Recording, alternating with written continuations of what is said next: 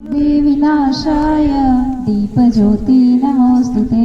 दीपज्योति परब्रह्म दीपज्योतिर्जनार्दन दीपो हरतु।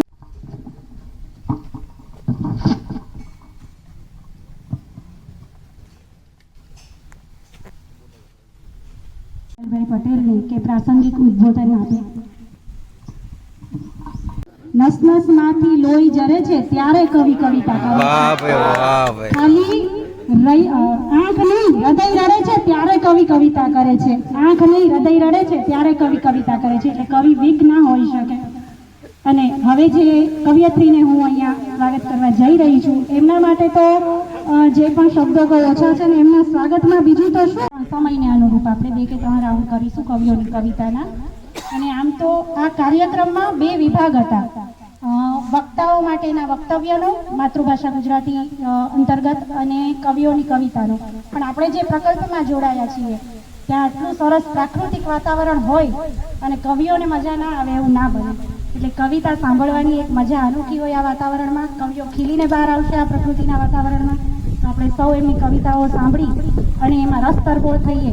અને કવિઓ હિંડોળા મહેમાનો પધાર્યાનો આનંદ કઈ ઓર છે।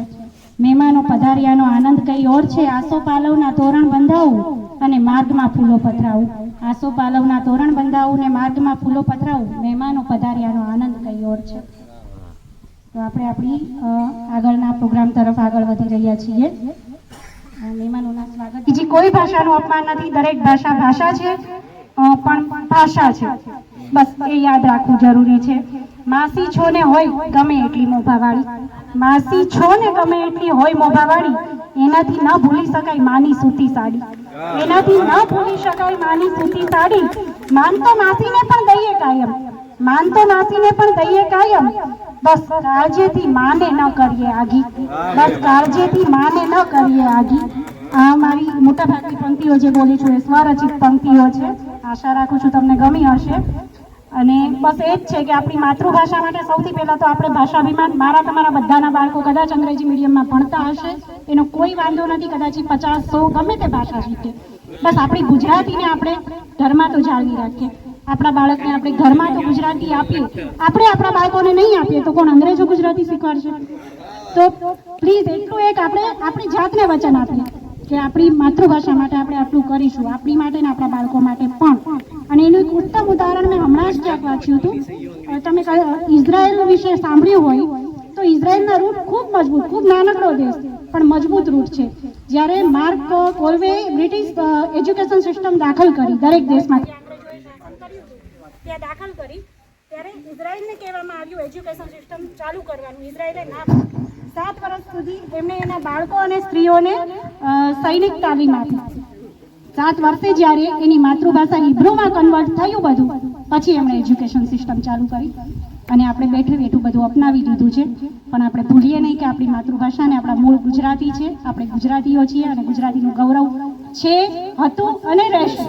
ગુજરાતી મરી શકે જ નહીં, ગુજરાતી નહીં ટકે એવી કોઈ, ગુજરાતી બદલતી રહે છે, વહેતી રહે છે અને જે પરિવર્તન થાય એ ટકે છે। એટલે આપણી ભાષા જ્યાં સુધી એક ગુજરાતી પણ છે ત્યાં સુધી ગુજરાતી છે। જય જય ગુજરાત।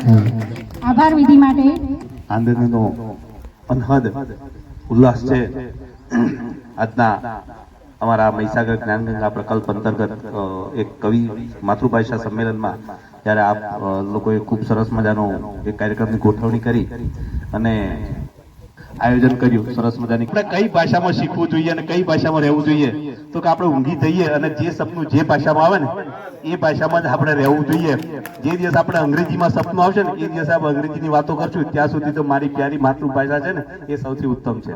પણ સરસ મજાનો આ દિવસ ઉજવવો અને આપણે વારંવાર યાદ કેમ કરાવવું પડે, તો કે આપણી સંસ્કૃતિમાં એક નિયમ છે, આપણે ભૂલવાની શક્તિ હોય કે હનુમાન જેવા હનુમાનને પોતાની શક્તિ ભૂલી જવાઈ હતી, ત્યારે આપણે એને હનુમંત શક્તિ જાગરણ કરવું પડ્યું હતું અને ત્યારે એને યાદ આવ્યું હતું કે હું પણ સુરતને ગળી શકું છું અને હું પણ સમુદ્રને એક ડગલે કૂદી શકું છું।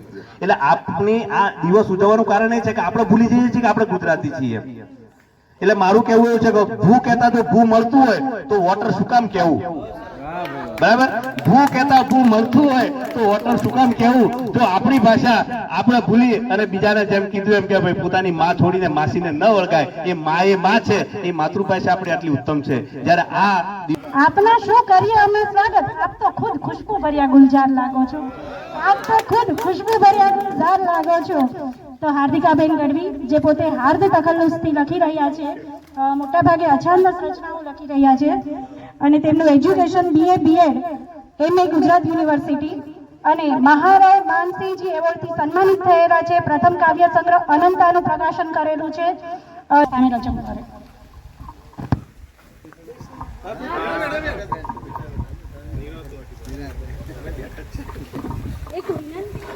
વિનંતી છે, આ કવિઓ તરફથી વિનંતી છે. અમારી રજૂઆત ભલે ને હોય અધૂરી, અમારી રજૂઆત ભલે ને હોય મધુરી, આપના પ્રતિભાવ વિના છે અધૂરી, આપના પ્રતિભાવ વિના છે અધૂરી. નથી ચાહત બીજી કઈ, બસ આપની દાદ છે જરૂરી યાર, આપની દાદ છે જરૂરી.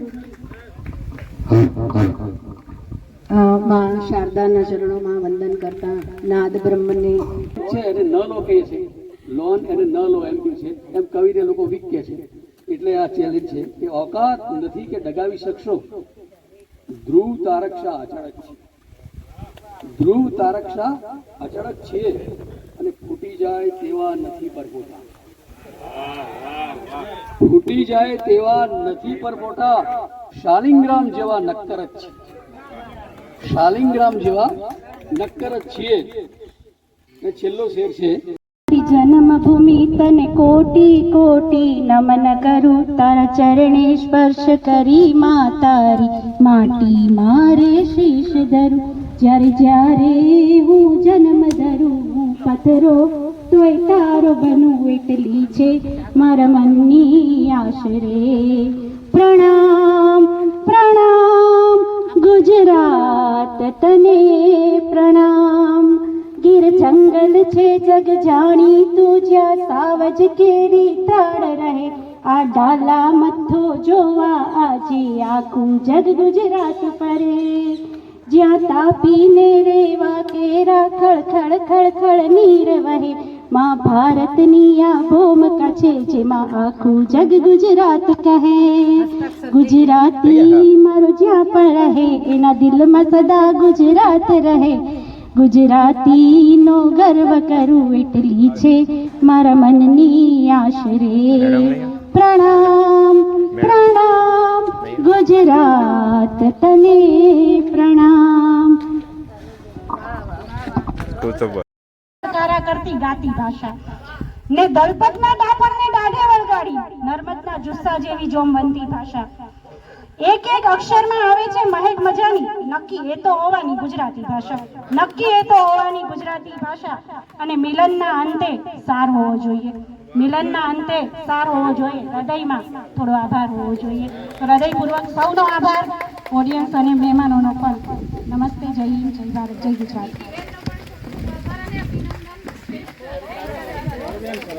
કરતી ગાતી ભાષા ને દલપતના ડાપણને દાઢે વળગાડી, નર્મદના જુસ્સા જેવી જોમવંતી ભાષા. એક એક અક્ષરમાં આવે છે મહેક મજાની, નક્કી એ તો હોવાની ગુજરાતી ભાષા, નક્કી એ તો હોવાની ગુજરાતી ભાષા. અને મિલનના અંતે સાર હોવો જોઈએ, મિલનના અંતે સાર હોવો જોઈએ. હૃદયમાં થોડો આભાર હોવો જોઈએ. તો હૃદયપૂર્વક સૌનો આભાર, ઓડિયન્સ અને મહેમાનોનો પણ. નમસ્તે, જય હિન્દ, જય ભારત, જય ગુજરાત. પ્રથમ અમારો નારો યોગાસન કસરત કરતા, થઈ ચોખ્ખા ચણાક ફરતા, નાનાને વંદન કરતા, મોટાને કાયમ નમતા, નિશાળે જઈને ભણતા, ચીંધેલું સૌનું કરતા.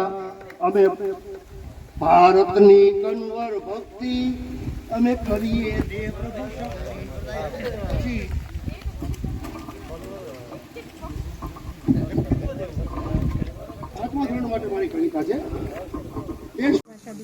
માતૃભાષાની સૌને શુભેચ્છાઓ.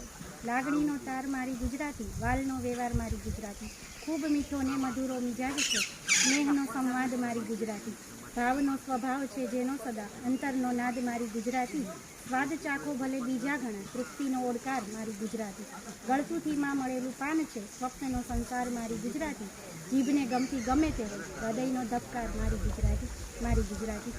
જય જય ગુજરાત.